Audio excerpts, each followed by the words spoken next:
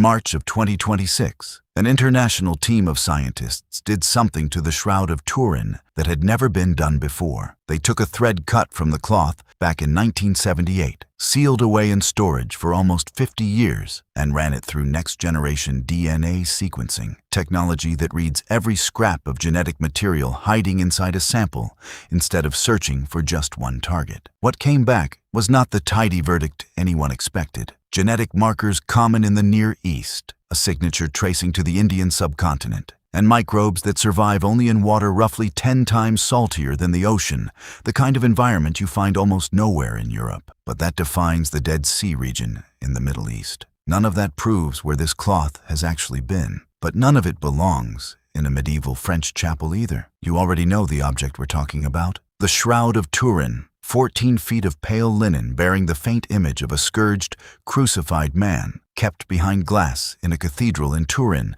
Italy. For most people, this story ended in 1988, when a headline called the cloth medieval and closed the case for good. It didn't close. It just went quiet for a while, and in 2026, it got loud again. To understand why that DNA result actually matters, you need the rest of the story first, in the order it happened. So let's back up. The Shroud's documented history begins in the 1350s, in a small church in Lirey, France, when a knight named Geoffroy de Charny displayed it as Christ's burial cloth. A local bishop wrote to the Pope in 1389, claiming an artist had confessed to painting it, though he never named the artist, and no other record of that confession exists anywhere. The cloth survived a fire in 1532, whose scorch marks are still visible today, and moved to Turin in 1578, where it has remained ever since. For centuries, it stayed a devotional object people argued about from a distance. Then, in 1898, an amateur photographer named Secondo Pia developed his glass negative and found himself staring at a clear, positive image of a man's face, which meant the image on the actual cloth is already a negative, light and shadow reversed,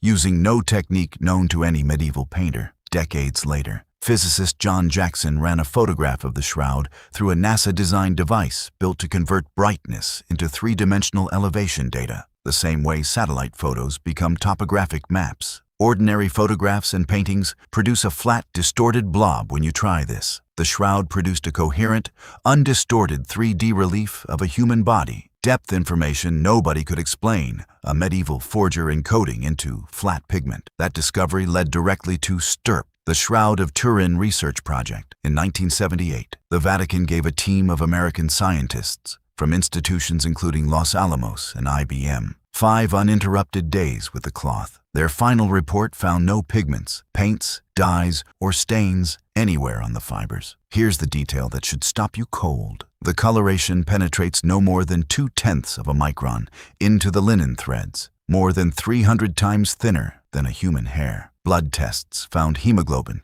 and serum albumin, type AB, and underneath every blood stain, there is no image at all. Whatever colored this cloth never touched the fibers already covered in blood. STURP's own final word for the shroud was simply mystery. If you like evidence laid out piece by piece instead of handed to you as a conclusion, stay with me, because we're headed back to that 2026 DNA result now, and it's stranger than any headline made it sound. Subscribe if deep dives like this are what you're here for. In 1988, 3 laboratories, Oxford, Arizona, and ETH Zurich, tested a sample from one corner of the cloth. Their result, published in Nature, placed it between 1260 and 1390 AD, medieval. The story seemed finished. Not everyone agreed. STURP chemist Raymond Rogers argued in a 2005 paper that the tested corner had been rewoven after the 1532 fire, containing cotton and dye found nowhere else on the cloth, meaning the lab may have dated a patch, not the original linen. But here's where honesty matters more than excitement.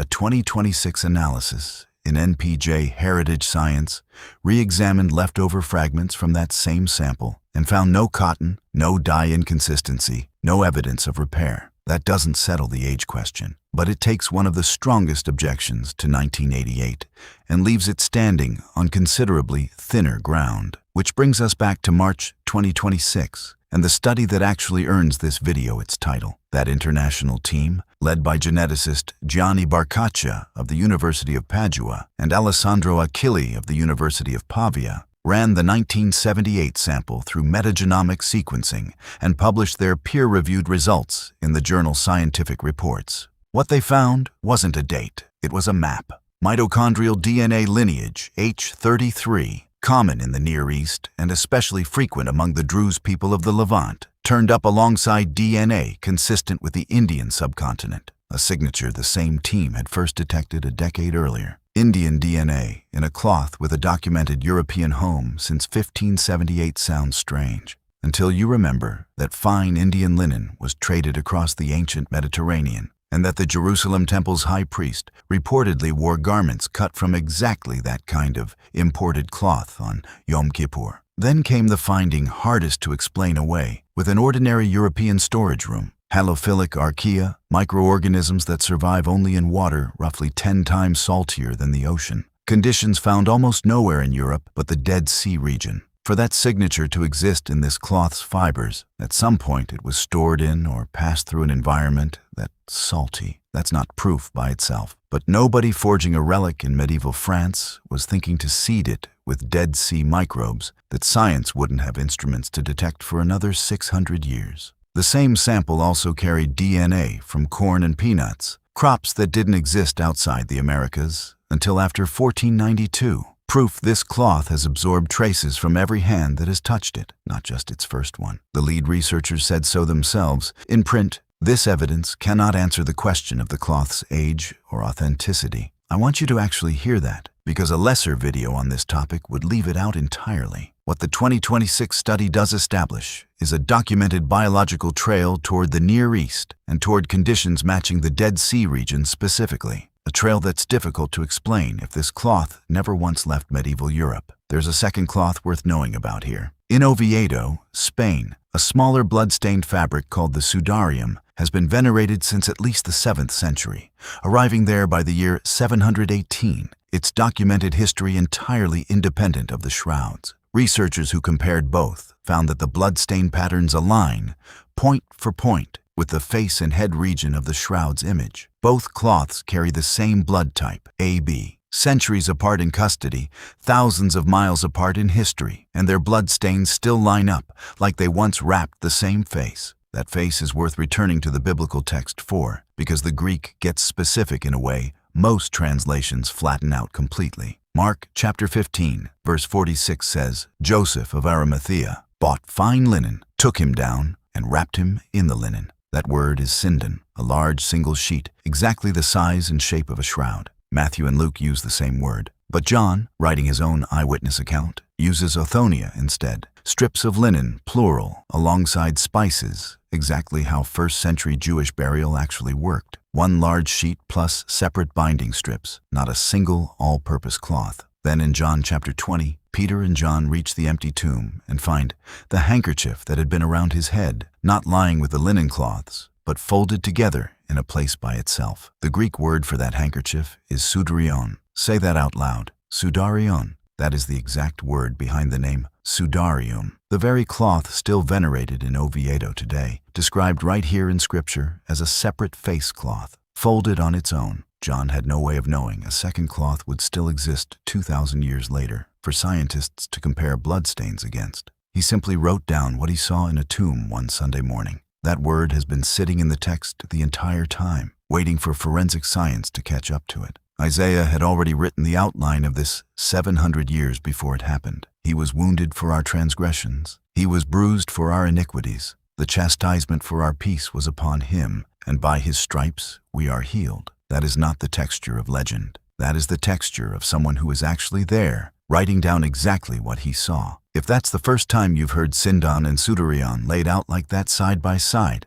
leave a comment with whatever detail stood out to you most, and share this with someone who has always wondered about that face on the cloth. One more honest note, because you deserve the whole picture. In 2025, a digital 3D modeling study in the journal Archaeometry argued the image pattern better matches a shallow relief sculpture than a real human body. Other researchers pushed back within months, in the same journal, arguing that theory doesn't explain the image's extreme thinness or the independently confirmed blood chemistry. That argument is still open. Nobody has the final word yet on either side, And I would rather tell you that than pretend this channel has a certainty the scientists studying this cloth don't have themselves. So where does that leave us? A photographic negative nobody could explain in 1898. Three-dimensional information and zero pigment, found by scientists with nothing to gain by getting it wrong. A carbon date that said medieval, standing stronger after 2026 than it did 5 years earlier. And that very same year, DNA pointing toward the Near East and the Dead Sea that its own researchers won't call proof.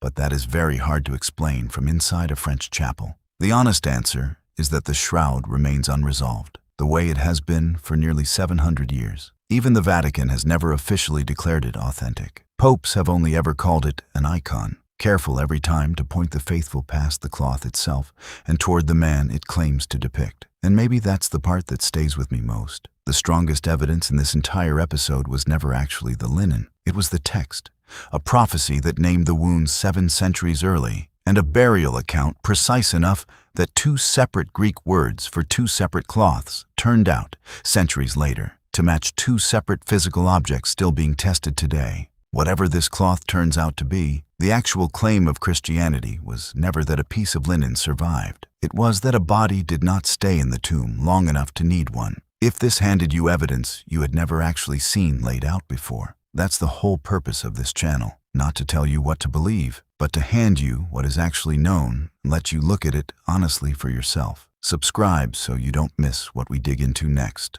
Share this with someone who needs to hear it, and pray for us the way we're praying for you. God bless you.